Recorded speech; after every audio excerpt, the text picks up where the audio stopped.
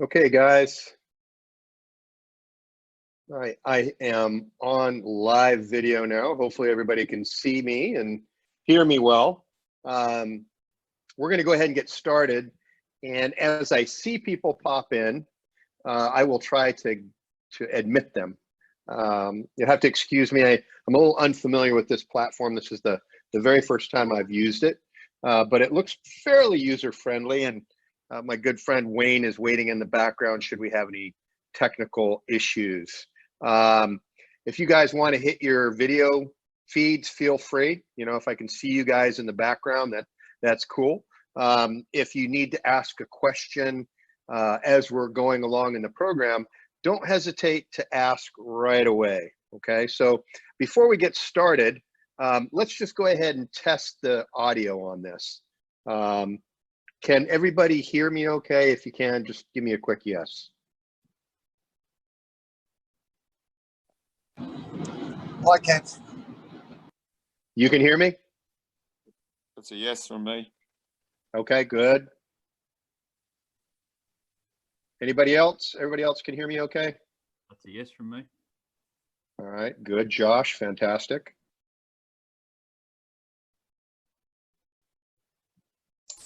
Yes, from me. Oh, Petra, fantastic. Welcome. Okay.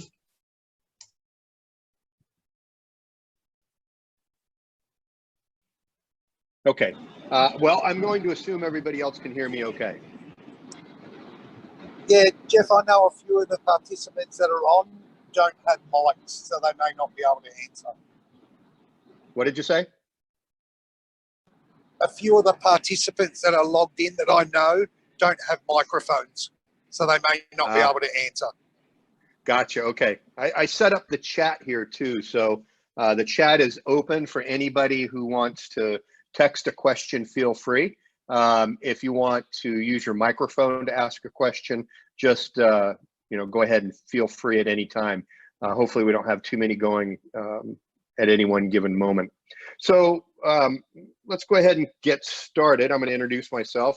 My name is Jeff Schettler. I'm from Georgia K9 National Training Center, located in Georgia, South Carolina, and slowly but surely we're opening up different parts of our company in different places around the world. Hopefully you guys have all had a chance to take a look at some of the videos that we're going to be presenting today on the puppy imprinting, which is the class that we're doing. If you've had a chance to preview those, that's absolutely fantastic. You'll be one up on the presentation. So a little background about me. I was a police canine handler back in my early life. I retired as a canine handler. Then I went on to form this company, and it's been in business now for about 10 years.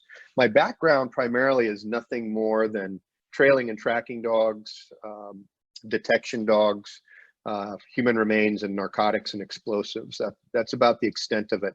I've stayed extremely focused in the trailing and tracking, and that's my primary specialty. I was attached to the FBI's hostage rescue team for a short time as a high-risk fugitive manhunt specialist, and I worked cases from them from about 1997 till 2001. Before we get started, I'll give you a little bit of background on where I'm at right now. I'm actually stuck in lockdown in Subic Bay, Philippines, on the island of Luzon. I was actually doing some work out here when the whole COVID-19 drama hit, and then you know, right in the middle of all of that, all the airports pretty much shut down, and the entire country of the Philippines went into complete lockdown. And I've now been in here in lockdown for 41 total days. Cool thing is hopefully I get to leave here next Monday. I've got a plane ticket. Hopefully I get a chance to use it, go back to the States. I need to get back to work. This lockdown's been tough, but I haven't been exactly too lazy, doing a lot of canine work on the computer. And then also, we've been trying to help a lot of the local people here. I don't know if many of you are familiar with the Philippines, but the Philippines is an incredibly poor country. There is a very, very high, low class of people. financially speaking, some of the most beautiful, wonderful people on the planet, but things are very, very difficult even when conditions are good. Come COVID-19 and a quarantine, and literally you start having starving people. So what my fiance and I did, well, pretty much right when we got here, is we started to provide food and necessary items to some of the families in the area. And this quickly morphed into an entire relief fund that's being funded by a lot of friends and family, all around the world. And to date, we fed roughly 700 people with relief baskets. So, relief for just normal families, but we're also concentrating on children, the elderly, and the disabled. Just in our barangay alone, we have 5,000 people. There's a lot more throughout this area. So hopefully this COVID-19 thing ends relatively soon. I know it's been completely serious, but at the same time, it could have been a hell of a lot worse. And I think we're on the way to a global mend, and hopefully everybody can get back to work and to their careers and to their families very soon. Well, without further ado, let's go ahead and get started. What I want to do is talk a little bit about what trailing and tracking are and what really the differences might be. To begin with, oftentimes tracking is considered the footstep-to-footstep method of a canine following scent from the beginning of the track to wherever the source might be.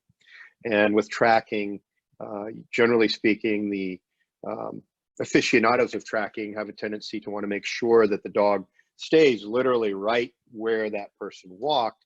And there's a lot of control and a lot of countermeasures that are taken to try to keep that dog working exactly where the person stepped. Trailing, on the other hand, is completely the opposite. In trailing, generally speaking, it's recognized that there are multiple sources of odor that the dogs are following of the subject. Now, what are those multiple sources of odor? Number one, based on the traditional tracking methodology, we're working off primarily what we call ground disturbance. Ground disturbance is nothing more than when the subject walks on a surface and changes the scent structure of that surface. It could be a green vegetative state, it could be dirt, whatever it is. As soon as you walk on something, you change that scent picture. This is something that the dogs can follow. But there's also other types of odor as well. There's sloughing skin cells, and the human body sloughs thousands of scent cells, skin cells per second or per minute. And this sloughing off of the skin cells is exacerbated by emotion and also by exertion. So the more emotional you are, the more you exert yourself, let's say, for example, running from the police, you'll have a tendency to dump a lot more odor. Now, these skin cells are microscopic and they have a tendency to kind of just blow with the wind. They don't necessarily drop right to where the person was stepping. They will move. The third type of odor is in the form of air scent, or it's a gaseous plume of odor that's constantly coming off the body. And I think everybody's smelled this at one time or another, because some people may be a little bit more odoriferous than others. But the dogs detect everybody, whether they're smelly or not. That air scent is extremely important for the dogs. So this is the third type of odor. The next type of odor is something that is also very important. This is what we call contact odor. Contact odor is nothing more than we take a portion of our body and we touch an object. When we touch the object, we not only put skin cells on the object, but we also put oils or anything else that we might have on our body.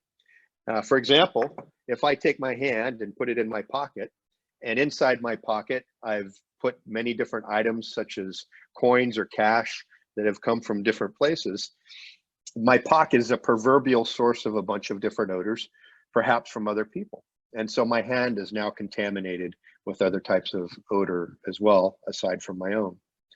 So why is this important to understand? Well, in our method or our style of work in tracking or trailing, we like to use all odor sources for the dog to be able to follow. And we recognize that the dog seamlessly transition from these odors, 1, 2, 3, and 4, with little to no preamble and with absolutely no help. They just do this automatically. They don't need to stay with one particular type to get to source. They can use all of them or 1 or 2 of them. It really is based on the conditions that the dog's given at the moment. And this is something that's important to understand, because when we're hunting people, whether it's a missing person or a suspect of a crime, time is of the essence. We need to get this person as quickly as possible. And we need to allow the dog to use all of its senses to find that person. I don't care how the dog does it. He could have ESP, extrasensory perception. And if this is how we find people, then I'm good with it. I don't really care.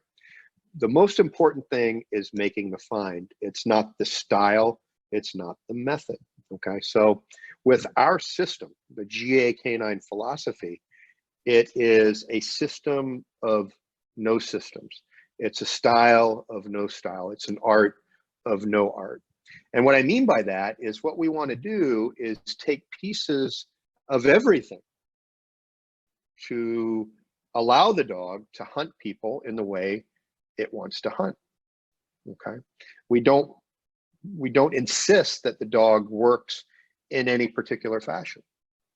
As a matter of fact, one of the things that's important to understand is that every single dog, regardless of breed, of sex or age, works a little bit different than the other dog. And the mannerisms, the body language, and the body language is how we read the dogs, is different amongst every dog. Now, we may have some similarities, okay? And you are definitely going to have some similarities.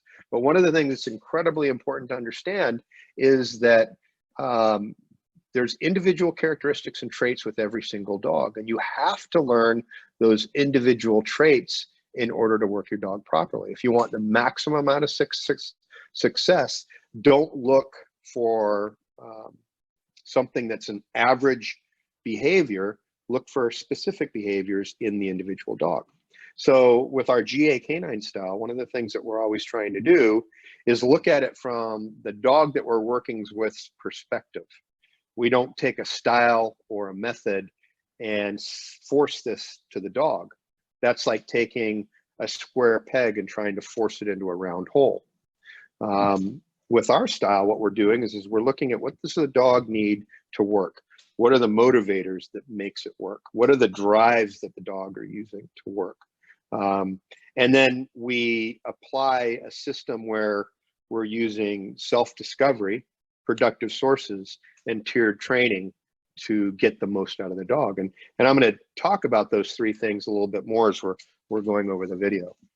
Okay, so it looks like we've had a few other people join us. I'm not sure if we have everybody. Let's see.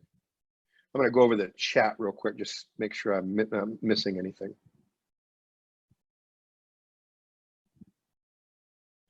Okay.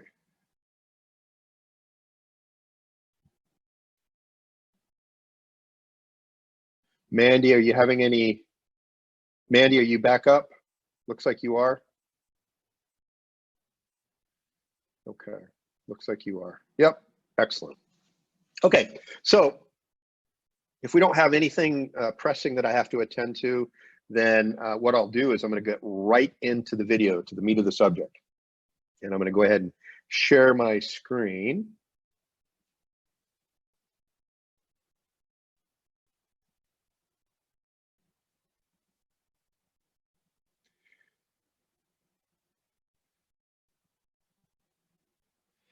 Okay, guys, so the first thing that we're going to be doing is we're going to be talking about what do we do when we have a young puppy and we're looking at getting them started in trailing and tracking. Well, one of the first things that we're going to do is we're going to look at the drivers of the dog to see what makes its boat float. So, and what I mean by that is we want to make sure that whatever our reward system that we have is appropriate for the puppy or the dog that we're dealing with.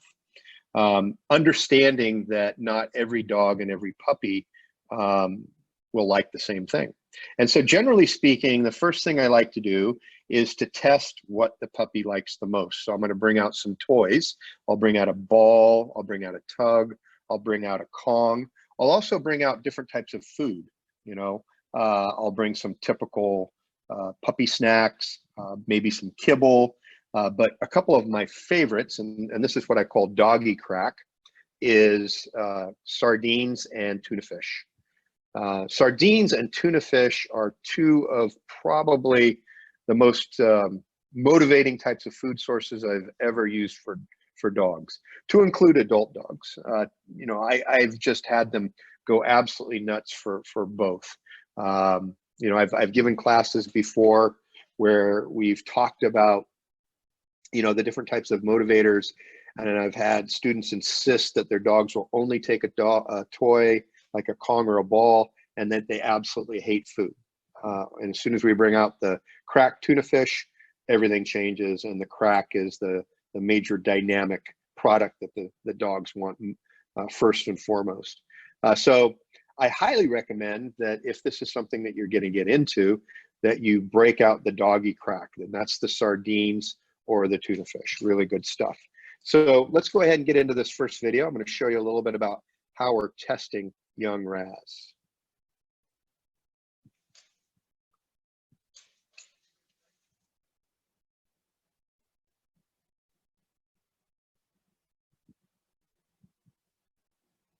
Okay, so the first thing that he's getting on is the tug.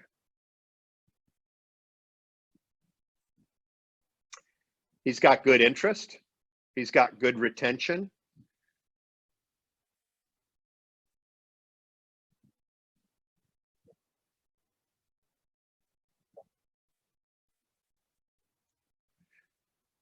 But he doesn't really like the other things. The tug was interesting, but it wasn't huge. So now we're breaking out the different types of food.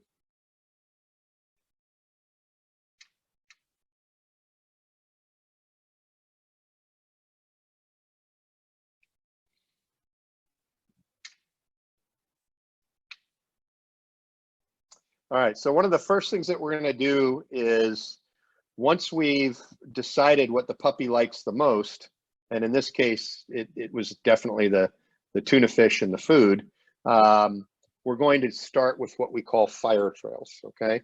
I'm going to go in and explain a little bit about what a fire trail is. A fire trail is nothing more than when the puppy sees the subject or the person that you're looking for run off for a short distance, get out of sight, and when they're running, they're taking that reward system with them. They're also leaving what we call a scent article behind. The scent article is important because later on with our system, it's something that we use to start the track for the dog. And it's something we want them to be able to look for in a crime scene later on. So the scent article is something really, really crucial. Now, one of the things that happens a lot of times with the young puppies is the creation of what we call the mommy bubble. The mommy bubble is the distance the puppy does not want to get out of when we're starting this game. And generally speaking, when they're babies, 6 weeks until sometimes 9 or 10 weeks, that mommy bubble can be relatively close to the handler. They don't want to go too far away from it. And so when we're doing Raz, we're working Raz on these puppy fire trails, you're going to see that mommy bubble appear in the beginning, and then through the course of a couple sessions begin to go away, okay? So let's go ahead and get started. So Raz just started with his first runaway. And you can see that the mommy bubble is in full effect. He's going to explore a little bit, but he doesn't really want to go too far.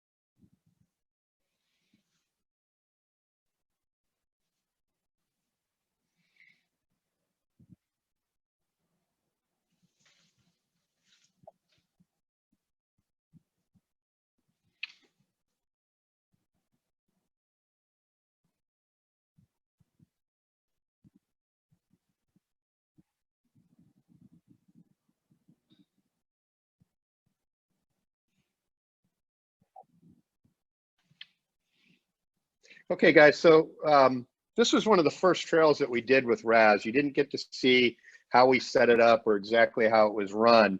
But what I was really wanting to show you was this mommy bubble and how the puppy kind of had a problem escaping from it in the beginning. And I wanted you to kind of see in the end where there's a lot of praise, a lot of fun, and the puppy's, of course, getting his food. Let's go on to the next one.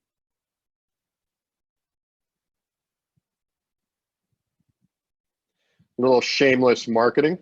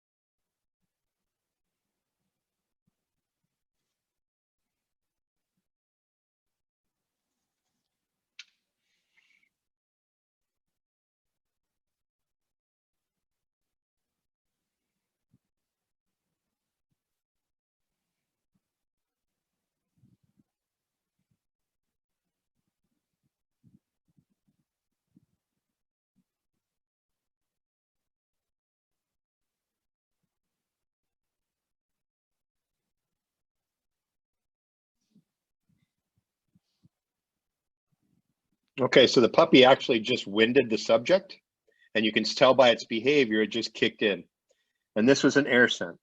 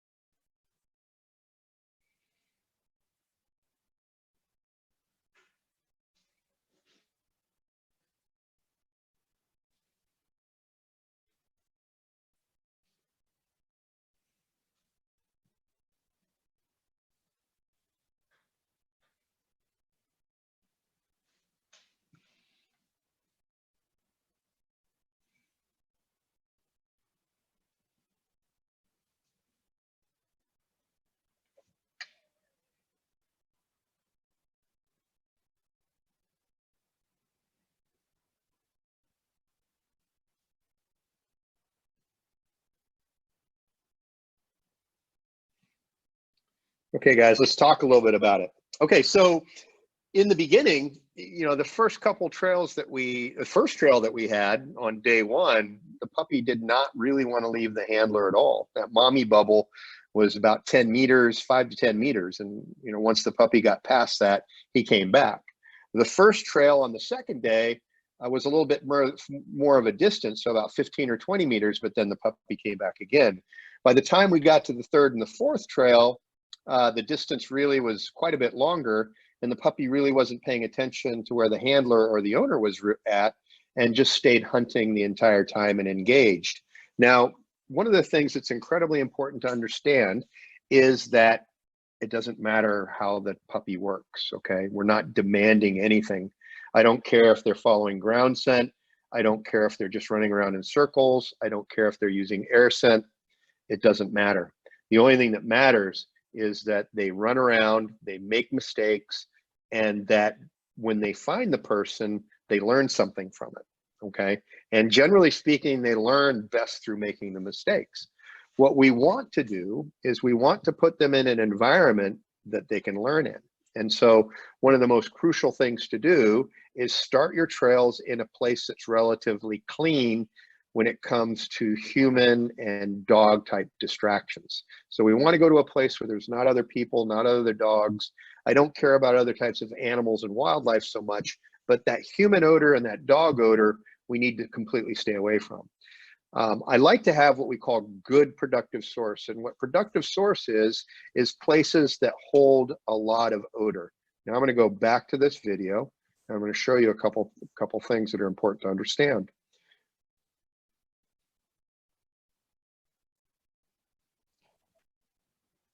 So this type of area right here is excellent productive source.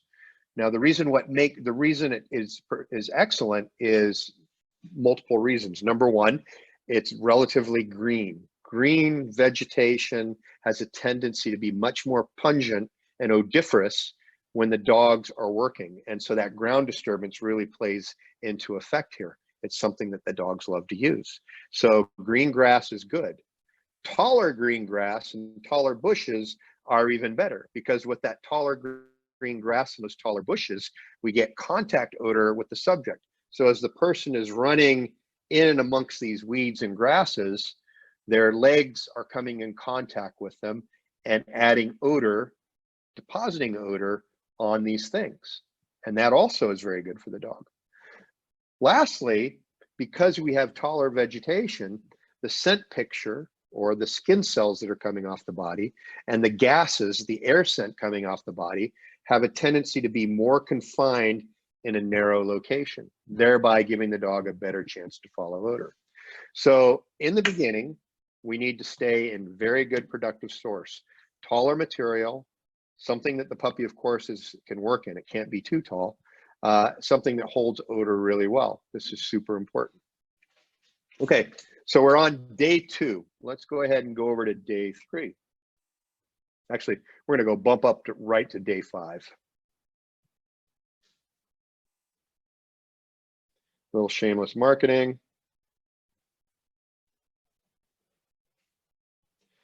Okay, so one of the things that we're going to do right now is we're going to add a set article to the trail. In the beginning, it was just the person running away with the food. And what the dog is learning is that, hey, this guy is about to take off. I'm excited because my handler's holding him back, and he has something I really want, the tuna fish or whatever it might be. And as soon as that guy runs, it's going to throw the puppy into prey drive and really kick in his hunting instincts. And that's what we're doing with this maneuver. Now, you're going to see some of the ways to get the puppy targeted on the center article. Some of them are good and some of them are not so good.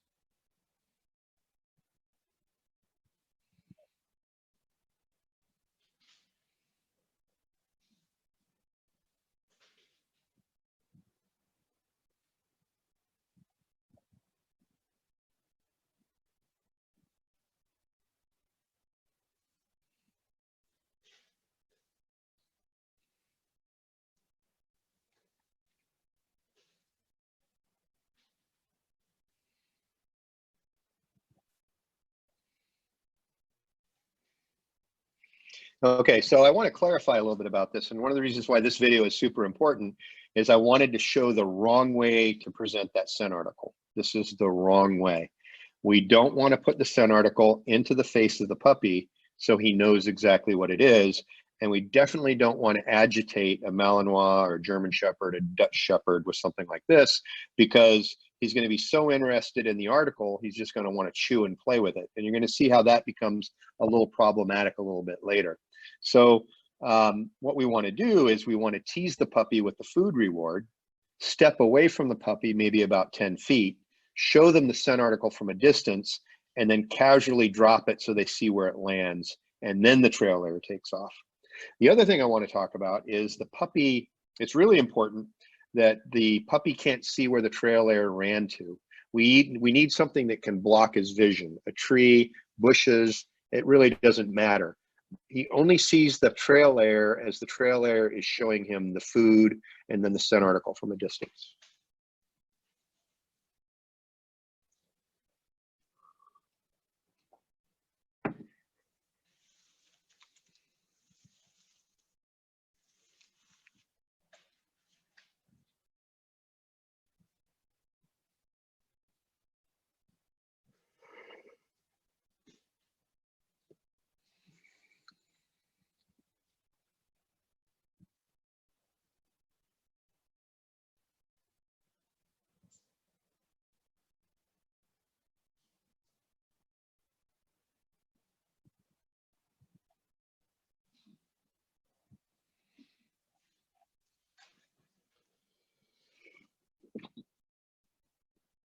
Okay, so the other thing I want to talk a little bit about is the total reward. The total package is not just the food or the toy.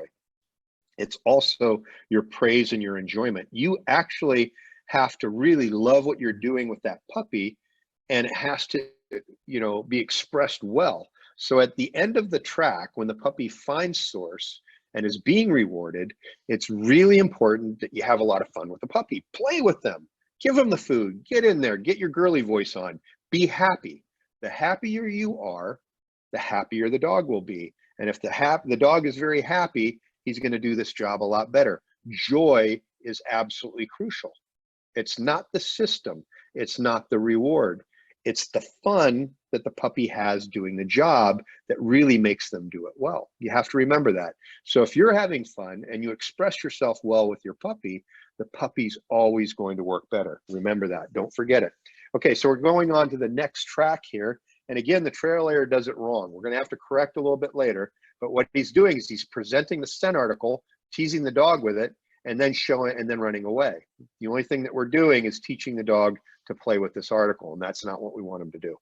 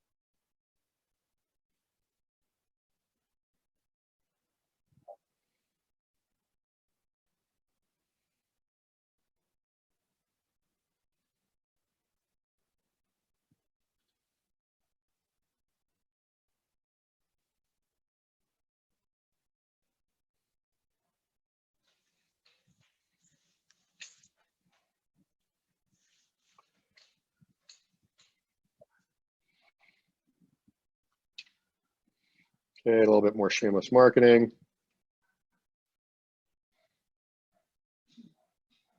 Bear with me, guys. I want to.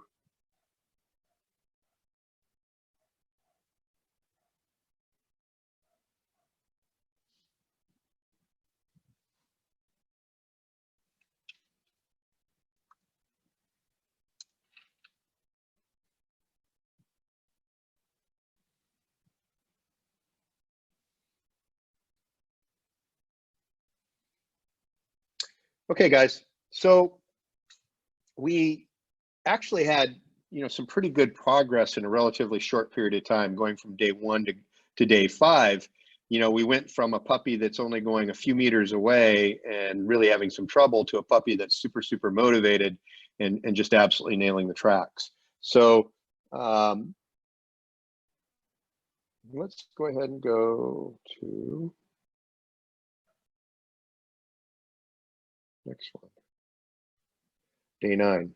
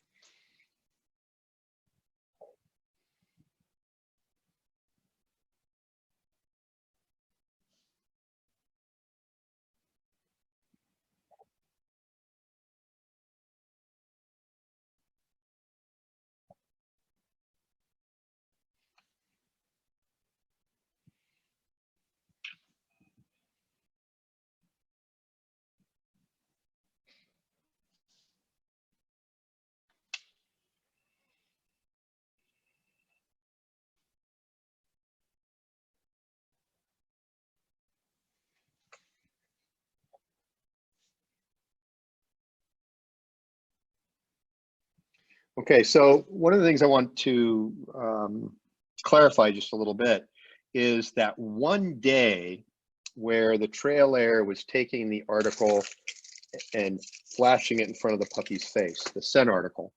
It got the puppy so excited about the scent article that he felt that he needed to start grabbing it and taking it with him or playing with it.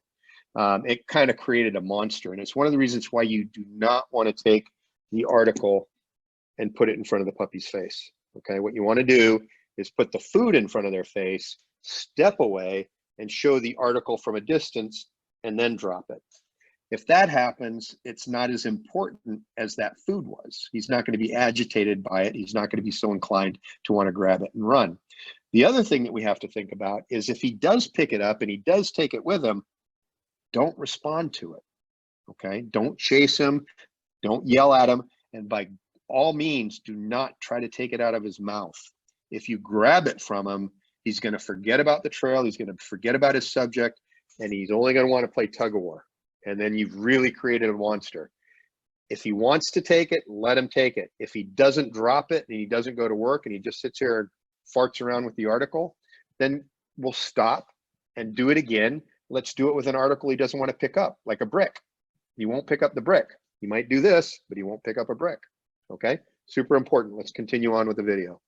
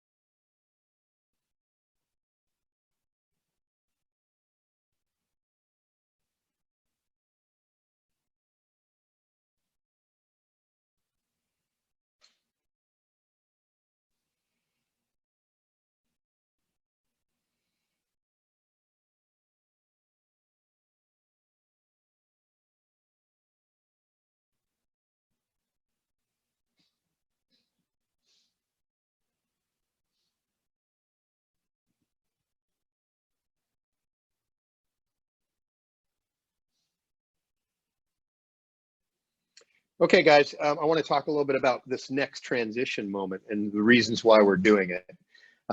What we started with was what was called a fire trail. And with the fire trail, we're doing a couple things. Number one, imprinting that my target is running away. That's exciting. And my prey drive is jumping way up. Number two, he has something I really want, the tuna fish or the ball or whatever it might be. And then number three, when I find the guy, I get all kinds of loving and good reward. It's really, really super fun. And the only thing I want to do is do it again. Okay. And what we'd want to do is with the puppy is do enough series that we can get to the point where he's doing maybe 75 to 100 yards, relatively easy with no problem. And he's getting it done in just a few seconds. And it doesn't matter how he does it. If he's running all over the place or straight to the guy, it really doesn't matter. He's going to learn how to use his nose as long as we use the right productive source and we're not working in a big open field with no, vegetation of any type. If you use a good productive source in a good area, he's going to learn how to use his nose. Now, part of the problem is that with the fire trails that we're doing, it's a lot of air scent because the scent hasn't had a chance to settle. If your set time is less than 30 seconds, most of the odor is up in the air and drifting, and that's what the dog uses to get to source. And they learn to do nothing but air scent. So we have to do the next step. Now, this next step is what we call the modified fire trail. It allows for the odor to start to settle onto the ground to create a better condition for the dog to actually follow ground odor. I don't care what they use to get to source, ground odor, air scent, it doesn't matter, because in real life, they're going to go back and forth all the time. But we need to get them exposed to ground odor as well, and this is how we do it. The other thing that the modified fire trail does is it teaches the dog that the scent article is the trigger to start the track, okay? That when they encounter the scent article, that's the start of the track. The problem is that when we move right from fire trail to a situation where the trail layer is already gone and the dog had no stimuli of the trail layer running away, sometimes they don't know what to do. So this modified fire trail will help a lot, okay? Because the trail layer runs away, stimulates the dog, you walk the dog away a short distance, he's still thinking about the person running away, and then when you bring him back to the start point, he's geared up and ready to go. Okay, so let's get on to the next video.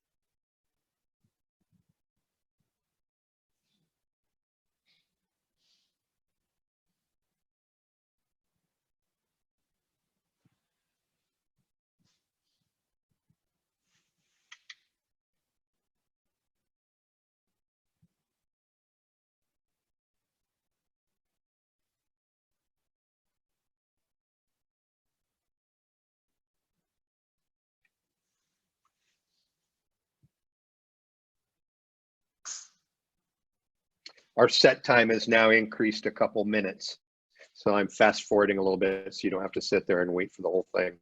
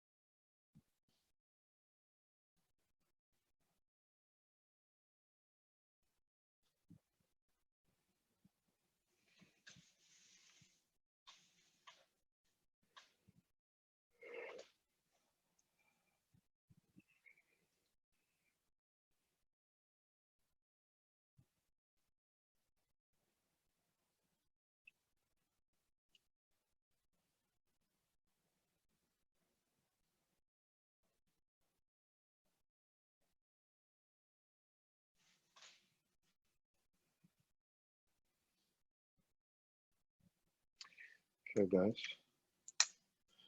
Okay, so let's talk a little bit about the equipment factor and what we're doing here. You'll notice in the beginning when we first started this, the puppy was just running free with really nothing on other than the collar. And this is what I want to have happen. Why do I do it that way? Well, dogs are not evolved to wear equipment in tracking. You know, tracking is the most instinctual thing a dog can do when we're talking about all the different types of work for dogs. Tracking is the really number one thing that's 100% instinctual that's not socially instilled into them by us. They already know how to do it. They know how to track. They're born with that ability at 2 weeks of age, even before their eyes are open. They're following odor. This is something they're born with. We can't teach them to do it. But we can really screw it up easily if we put equipment on too soon. Equipment has a tendency to aggravate the dog a little bit. They don't like it. And one of the reasons why I don't put a leash on the dog, in particular hanging onto that leash, is it creates too much of this push me, pull you, this jerking on the dog's leash. When this happens, it's a bunch of micro corrections for the dog. And with a young puppy, it can be so demotivating that they just don't do the job very well. So in the beginning, we're running everything off leash, let the dog do whatever the hell he wants to do as fast as he wants to do it. So we build up motivation and drive for the track. You know, they end up doing it so fast and so hard because nothing is holding them back.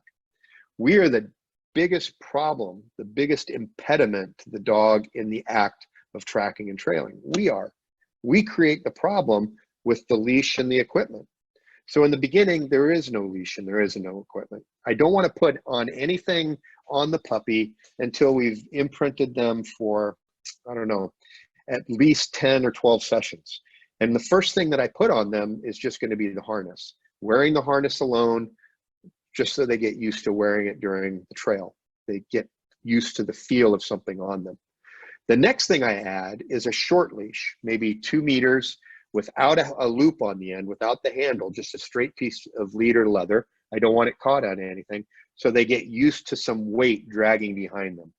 This 6 foot or this 2 meter lead is going to eventually turn into a 10 meter lead or a 30 foot lead, but it has to start small. We don't want to impede the puppy in his action too much too soon because that can be demotivating. Let's go to the next video.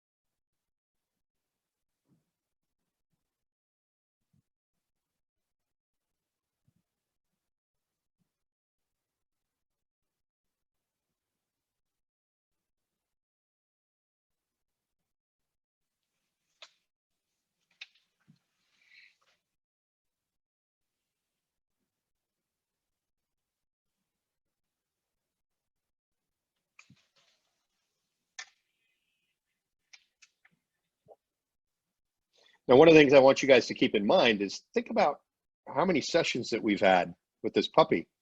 This is session number 2, day 10. He's only had 10 days of training, and he's already running some tracks that are pretty extensive for a young dog. And that's going to change dramatically even more over the next few sessions. Right now we're on, I think, week number, or session, or training day number 21, and he is a rock star. He's out to about 300 yards with multiple turns and doing really, really well. I'm going to go ahead and fast forward.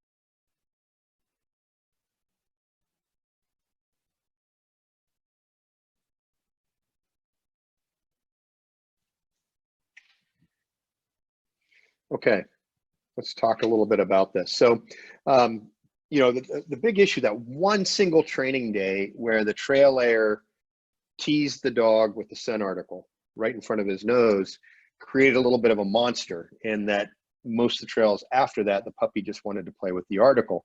He'd still go to work, but he played with it. And in this situation, it caused him to go off the track so far that he couldn't get back into odor, had no way to find it. And it got to the point where we almost had to quit. Right when he started getting the most distracted, the wind shifted, you could see by his body language, he got an air scent, and he was able to solve it at that point. But the scent article is really a big issue. You know, now the other thing I want to talk a little bit about too is your emotional state when you're working with your puppy. Don't wear your emotions on your sleeve, and try not to have any expectations whatsoever. If you have expectations, you're going to be disappointed, because you always want your puppy to do better than he probably actually is. You know, we have this tendency sometimes to throw too much on puppies when we're training. You know, be realistic. And to be realistic means, with a young dog this age, 8-9 weeks of age, you can have zero expectations. Just go out there and have fun, okay? Enjoy the moment. Let him do his thing. If you get frustrated with him, you know, in other words, he does something you don't like, you start sighing, you start cussing, you start just getting a little bit upset about what he's doing, he's going to hear it, number one. And then number two, he's going to smell your frustration on your own scent. You can't mask your scent. Everything you do manifests itself in odor. So if you're frustrated or angry with something the puppy does, it's going to exude in your scent. He's going to detect it. He's going to know you're not happy, which is going to up the ante and the frustration level for him, and actually cause him to get more distracted. So what we want to do when we go into trailing is go into a situation where we just really don't care what the results are going to be. Don't worry about it. It's going to go whatever way it's going to go. And the less you expect things from the puppy, the better he's actually going to do. So go into it in a state of no mind. Let's go on to the next video.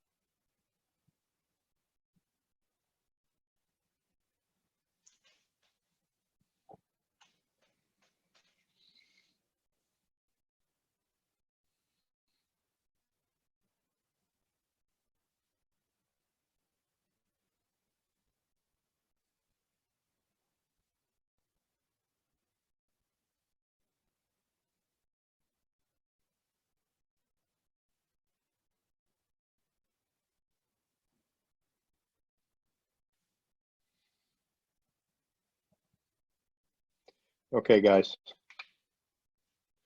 Okay, so what I want you guys to keep in mind here is this is day 11.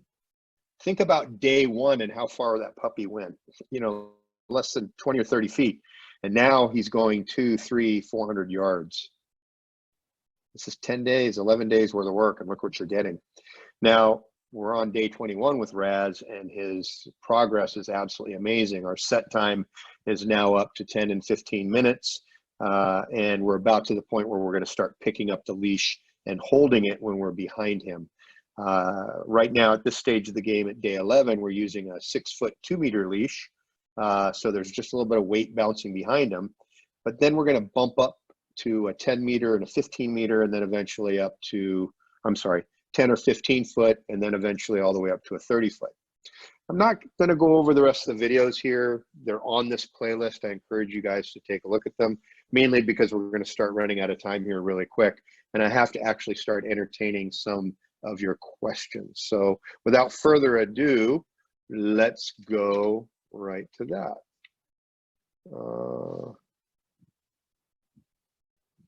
Okay. So if you guys have some questions, go ahead and just unmute yourself if you'd like, and let's go ahead and address some of the questions.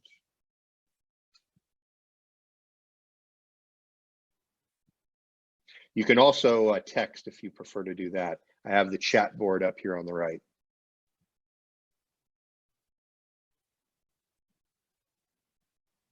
Any questions from anybody?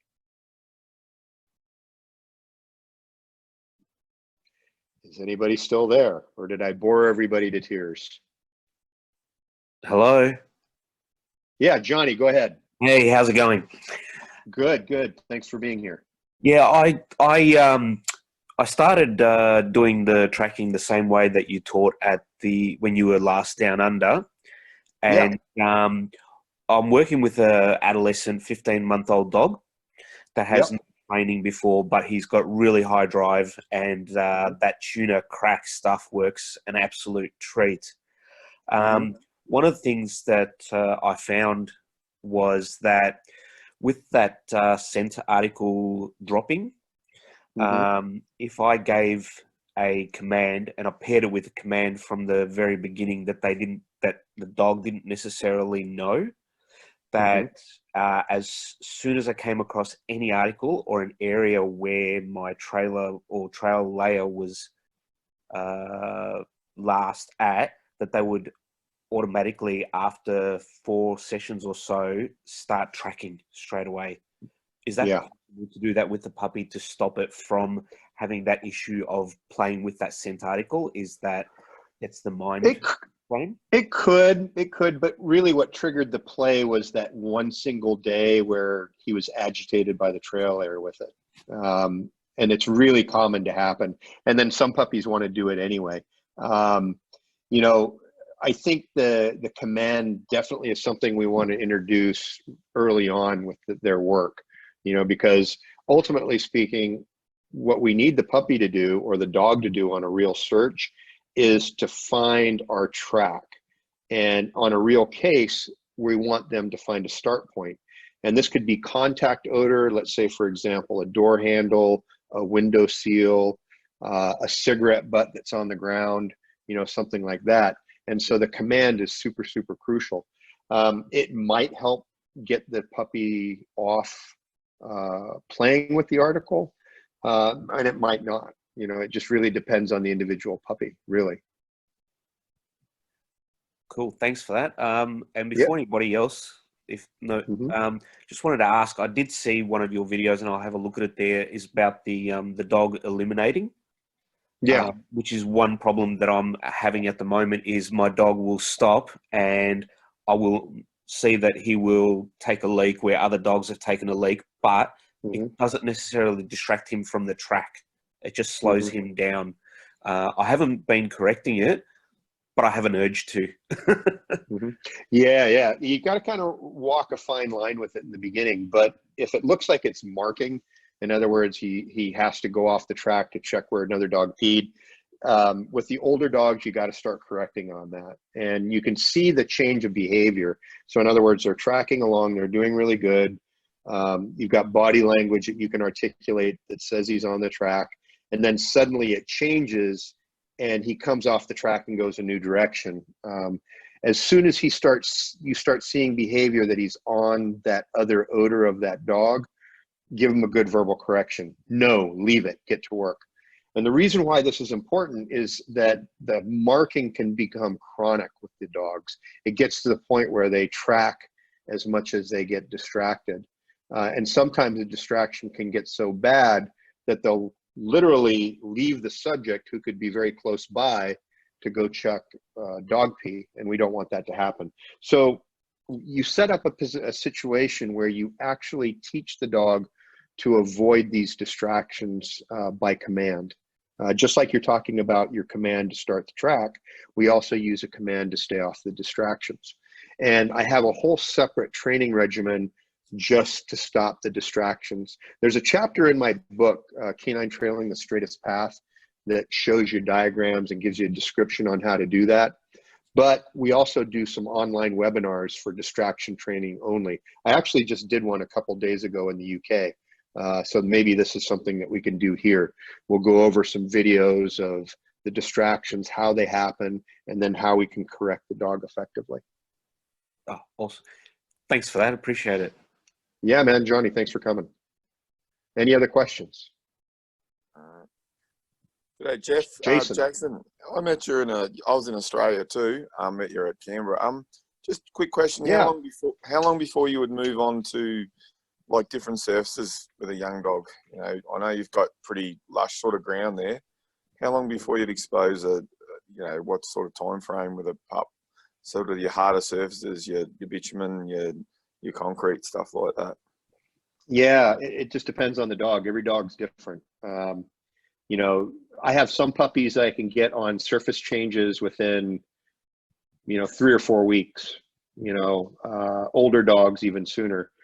But then I have some dogs that are just so hard-headed. They're so, I don't know, ADD sometimes, that you just have to stay with the easy stuff until they're completely committed to it. So I don't like putting a time frame on it. I really base it on the dog's behavior and how well they're doing. Now, Raz here, and if you go by these videos, he's a good example of a dog that we can actually start jumping into those surface changes here relatively soon. He's in day 21 right now. And I would say by the time he's on day 30 or training day 30, we can start doing some minor surface changes. Those surface changes that I like to do are gravel and dirt and just lowering the productive source. Instead of that tall, lush grass, we'll make it a lot shallower. Instead of a lot of brush, we'll open it up into more open areas. But we want to make those surface changes relatively easy in the beginning, and then we bump up the difficulty level over time. Does that help answer your question, Jason? Yeah, definitely. Because I've seen a few adult dogs they nearly default, don't they, to they want to only search on what they know, sort of thing. You know what I mean? If you haven't. Yep. Yeah. You really want to take your time. I mean, baby steps, baby steps, baby steps, with these dogs. Less is more in dog training. Ideally speaking, to get a really great manhunter, a dog that's absolutely amazing, is months worth of work. I mean, I can build a foundation in a dog in about 5 weeks with multiple surfaces and scent discrimination. But that killer manhunter that is just really unstoppable usually takes anywhere from 6 months to a year. No problem. Thank you. Yeah, man. Thanks for coming. Any other Jeff, questions? Wayne? Yeah, go ahead, Wayne. So when you were at the Australian conference last year, we worked with the little puppies by the name of Zeus. So yeah, he was killer. He's doing really well. Yeah, he's doing really well now. He's ground and air scenting, and I can get him up to about 25 acres now before he finds the individual. His brother doesn't like to ground scent. He lifts his head a lot. Yeah. Any ideas? Yeah, well, sometimes they can ground scent with a head up. Oh, okay. Yeah. So he Yeah. could be And ground so scenting. I'm just not picking it up. yeah, there's a lot, you know, the Malinois Dutch Shepherds all have a tendency to not like sticking that nose low to the ground. They've been bred over generations to be very visual, and they like to use their nose at the same time they use their eyes. So what you have to learn is to read the subtle behavior that he's in odor, on ground odor, even when his head is up, okay? It's hard to describe Right. what that might be because every little dog is a little bit different. Well, now that you say that, I think I might have noticed it before, but I've never really paid attention. So he lowers his head so it's like a straight line with his back all the way down. Yeah. But that might be as low as he's going to get his head. So I think I've seen that before, and I really never took any notice of it. Then just be good with it. You know, one of the things to consider, you know, in Australia you don't have them, but you do have dingoes. I've never watched a dingo track, but in the United States we have wolves and coyotes. And I used to actually own wolves, and I used to hunt coyotes tremendously. And I had a lot of time to watch how they hunt and how they track. Coyotes and wolves rarely track with their nose to the ground. Very, very rarely. Most of the time it's just below shoulder level, you know, and then it goes up, and then it goes down, then it goes up, but very rarely is it all the way down. Why is that? Well, it's because all the other senses are important for hunting, eyes and ears. You know, they have to use those things to find what they're looking for. And in our system, our style, all of the senses that the dog has for hunting are utilized. We're not going to force them to a particular style of work. So if they don't want to stick their nose on the ground, but they're still following odor, I'm good with it. Thanks for that. Appreciate it. Yeah, brother. Any other questions?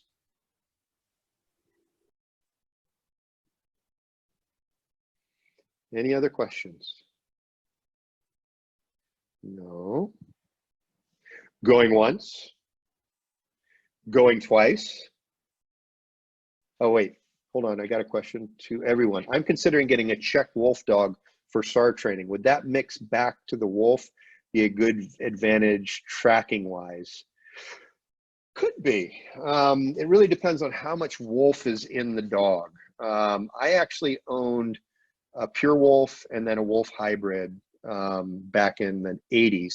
And this is where I first started to develop some of the philosophies I actually have now, was because of that work with those dogs. The full wolf was an absolute basket case that I couldn't get to work for me for really anything. Now, she tracked well, but the problem was she just tracked whatever the hell she wanted to track. The cross, on the other hand, was a little bit better. So, you know, the thing is that if you're going to get a mixed wolf dog, you have to make sure that you have one that wants to work for humans and has that bond. The problem with a lot of wolf hybrids is sometimes that bond doesn't exist very well.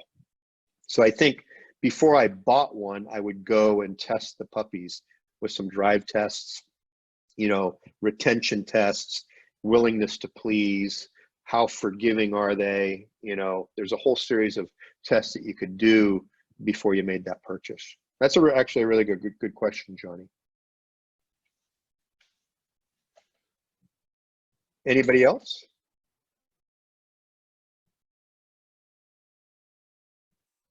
No? All right, guys. Well, we are an hour and 45 minutes into our program, and I think it was really great. I hope you guys enjoyed it. I love this platform, by the way, Wayne. Thanks so much for introducing me to it, and more importantly, for hosting the event. That's okay. If you guys would like to do another one, I'd be more than happy to do it. I think we can do a progression from this, maybe distraction training, hard surface, scent discrimination, whatever you can think of. But without further ado, I will turn this over to Wayne. Wayne, thanks so much. Thanks, Jeff. Much appreciated. And yeah, definitely we'll look at doing another one. Hope you guys enjoyed it. Looks like we'll have Jeff out again next year, so at the Canine Conference. So you'll be able to pick his brain, and he doesn't mind to have a sit down and have a scotch with people. So Oh no, that's good stuff. I will leave it here and thank everyone for coming, and hope you have a great night. Talk to you guys later. Thanks so much.